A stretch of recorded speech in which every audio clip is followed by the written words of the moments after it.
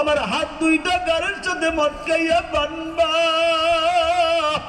আর মদিনার অলিতে গলিতে টানবা, বলবো অপরাধী পাপী, এই কথা বইলা বইলা নিয়ে যাইতে হবে।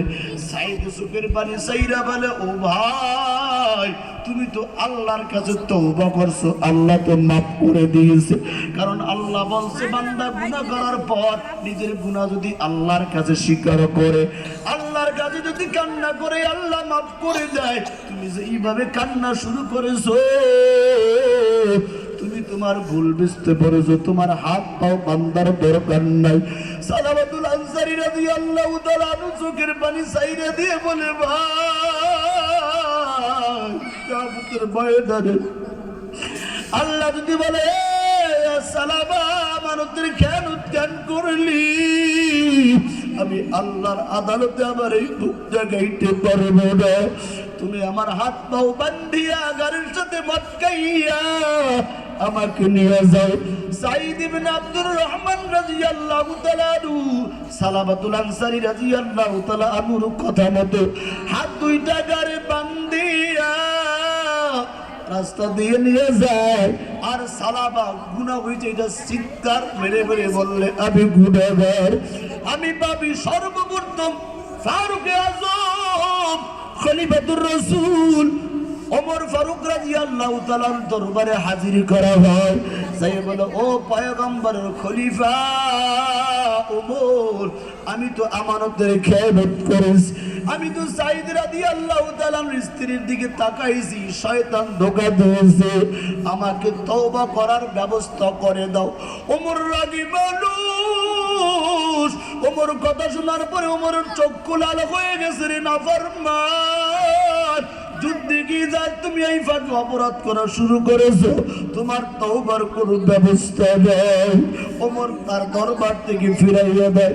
এবার সাঈদ রাদিয়াল্লাহু তাআলা আবু বকরের দরবারে হাজির।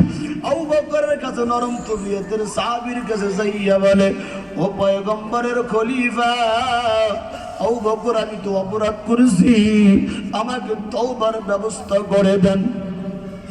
আবু বকরের মতো নরম সাহাবীও গরম হয়ে বলে, না, তওবার কোনো ব্যবস্থা নেই। ওমরের দরবার থেকে নিরাশ হয়ে গেল।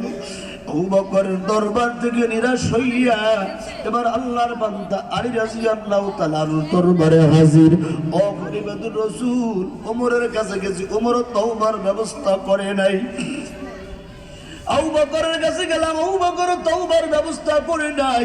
আপনি একটু আল্লাহর কাছে আমার জন্য তওবার ব্যবস্থা করে দেন। মাত্র একটা গুনাহ, কেমনে নিজেকে ছোট বানাই, কেমনে আল্লাহর আদালতে মাপ পাইবে, কেমনে জাহান্নামের আগুন থেকে মাপ পাইবে।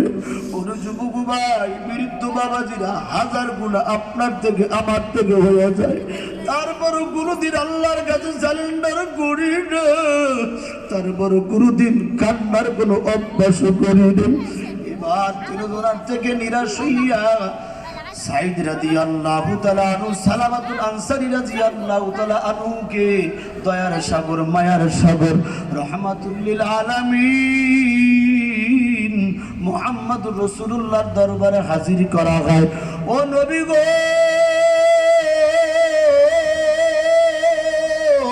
আমি তো অপরাধ করে ফিরেছি, অন্যায় করে ফেলেছি, আমাকে তওবা করার ব্যবস্থা করে দেন।